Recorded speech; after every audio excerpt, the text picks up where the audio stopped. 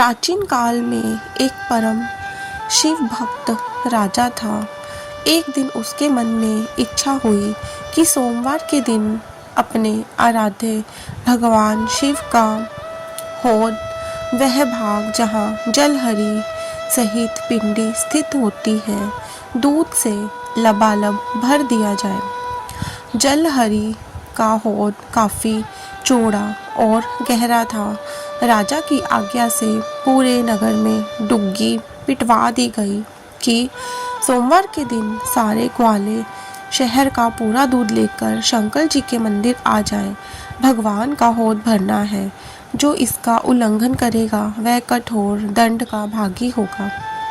राजा की आज्ञा सुनकर सारे ग्वाले बहुत परेशान हुए। किसी ने भी अपने बच्चों को दूध नहीं पिलाया और न ही गाय के बछड़ों को दूध पीने दिया। दूध मुँहे बच्चे भूख से व्याकुल होने लगे। सभी ग्वाले सारा दूध इकट्ठा कर मंदिर पहुँचे और भगवान शंकर के हौद में दूध छोड़ दिया। किंतु आश्चर्य, इतने दूध से भी हौद पूरा न भर सका। यह देखकर राजा बड़ी चिंता में पड़ गया। तभी एक बुढ़िया एक लुटिया भर दूध लेकर आई और बड़े भक्ति भाव से भगवान पर दूध चढ़ाते हुए बोली, शहर भर के दूध के आगे मेरे लुटिया भर दूध की क्या बिसात। फिर भी भगवान मुझ बुढ़िया की श्रद्धा भरी ये 2 बूंदें स्वीकार करो। जैसे ही बुढ़िया दूध चढ़ाकर मंदिर से निकली, भगवान का हौद एकाएक दूध से भर गया। वहां उपस्थित सभी लोग आश्चर्य में पड़ गए। राजा के पास खबर पहुंची तो उसके भी आश्चर्य का ठिकाना न रहा।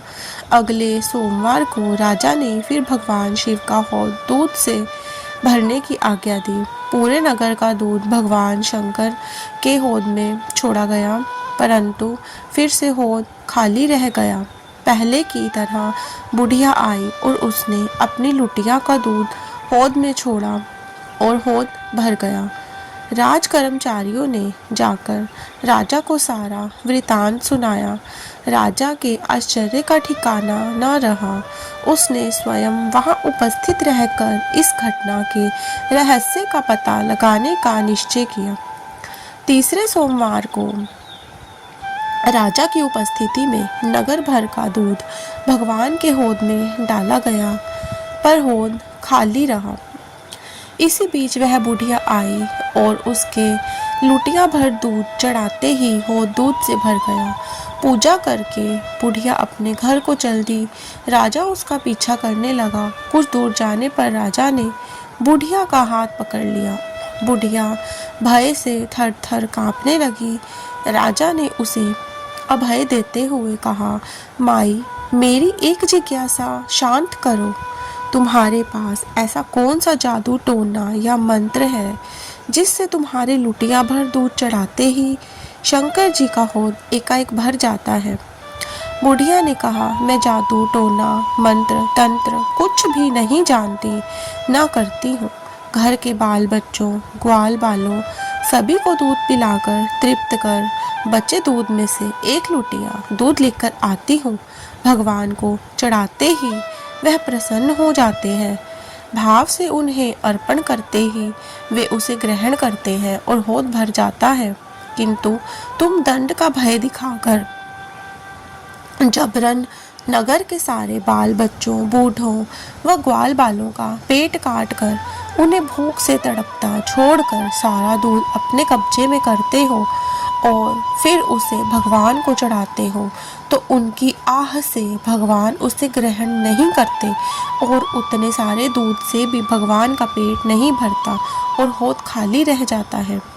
राजा को अपनी भूल समझ में आ गई और आगे से उसने किसी को भी कष्ट पहुंचाने वाली हरकतों न करने की कसम खा ली।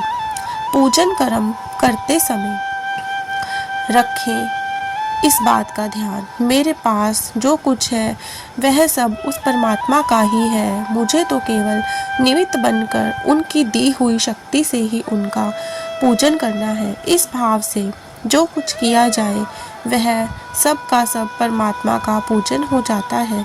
इसके विपरीत मनुष्य जिन वस्तुओं को अपना मानकर भगवान का पूजन करता है वे अपवित्र भावना के कारण पूजन से वंचित रह जाते हैं। जय श्री कृष्ण। राधे राधे।